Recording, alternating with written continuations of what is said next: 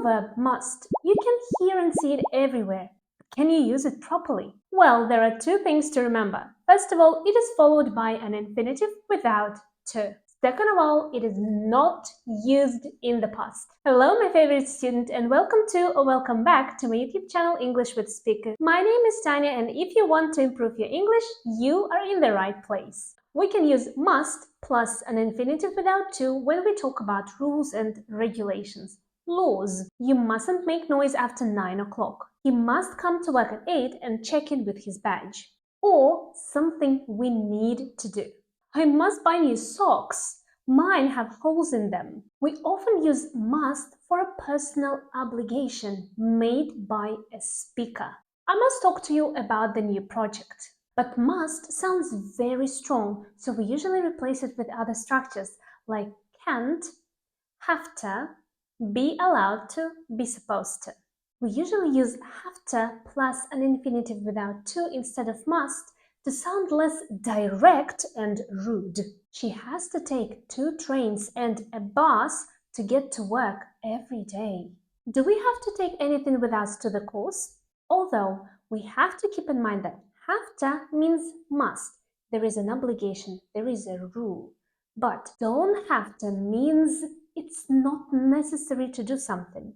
I mean, if you want, you can, but there is no need. Feel the difference. You mustn't clean here. It's like a rule that you're not allowed to do it here. You don't have to clean here. I'll do it myself later. It means that there is no need. You can, but it's not necessary. Or, did you tell him he mustn't buy a present? Mustn't buy a present sounds as if it's not suitable there, like it's a rule that people don't buy presents for someone, for some occasion, you see? Did you tell him that he doesn't have to buy a present? We've already done it. So you see, there is no need because it's already done. He can buy the second present if he wants, but there is no need in spending money. If you want to learn the difference between must and have to, here's my lesson. This is actually my live stream. I give live streams every Saturday at 9 o'clock Budapest time. So if you don't want to miss these lessons, click on that bell button and stay tuned. We also use be supposed to plus an infinitive without to instead of must when the rule is often broken, when it is often not followed. For example, students are supposed to give in their research work by the end of the term. But you know that many students break this rule and they give in their research work later. And if their teacher lets them, actually.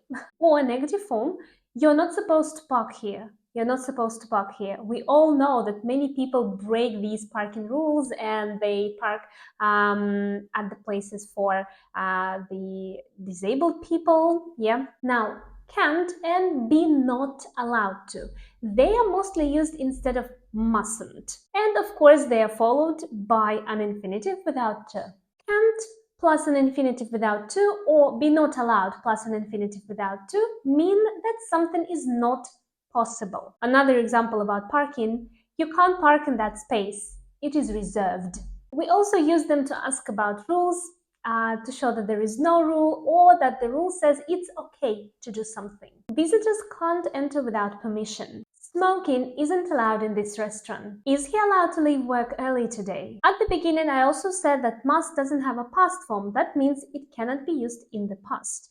So what should we do? We use had to plus an infinitive without to. We use it to talk about what was obligatory or necessary in the past. I had to follow the speed limit while driving on the highway. He had to pay a fine for breaking the parking rules in the city. She had to show her ID card to prove her age at the bar. And we can use did have to plus an infinitive without to show that something was not obligatory, not necessary in the past. We use them in the same way as we use have to and don't have to in the present. I didn't have to wear a helmet while riding a bike in the park.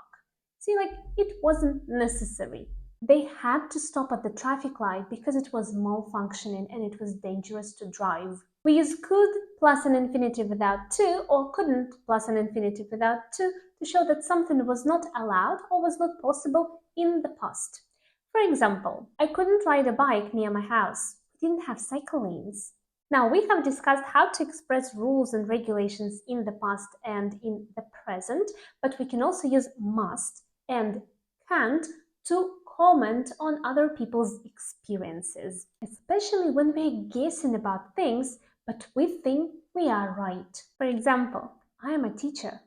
Wow, that must be stressful. You see, I'm guessing that this is true based on my experience, based on what I've heard from people.